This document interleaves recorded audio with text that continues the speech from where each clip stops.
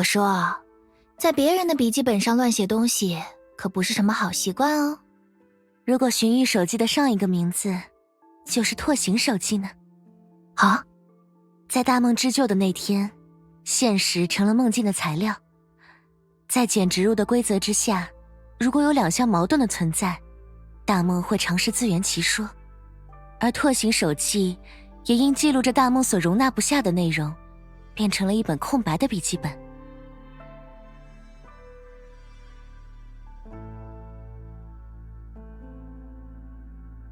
如果把人类所有的梦都集中在一起，你就会得到一个巨人。他的身形有如一颗星球，他被沙漠中的智者叫做阿丹鲁阿尼，用你习惯的语言来说，也就是精神的亚当。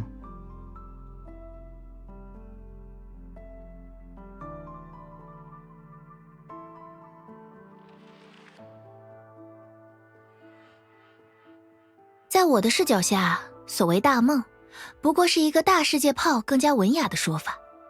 你所做的究其根本是带着你的伙伴们从本真世界的维度跃迁到了另一个维度，以未来需要应对量子之海的侵蚀为代价，逃离了无尽的肆虐。顺带一提，在我的母星它叫深渊，地球人嘛喜欢叫它崩坏。对于我做的一切，维塔小姐一点也不惊讶呢。如果你知道我那位家长做了什么，又让我做了什么，就不会有这样的疑问了。但我猜，当你带着蕾耶拉回到营地，向你的同伴讲述发生了什么时，他们一定十分特别的惊讶，而你也一定心怀愧疚，直到今天。因为那一天发生的事，成为了你们所有人至死都会向洛星人保守的秘密。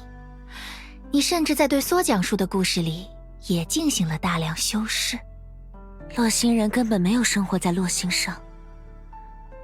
对小游云这样无比向往世界的人来说，这实在太过残酷。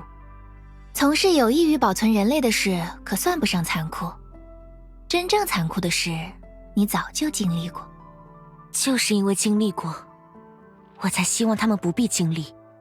那么你所承受的来自数据之海的侵蚀，只是大梦织就带来的残酷中最微不足道的代价。关于这件事，你有和任何人说过吗？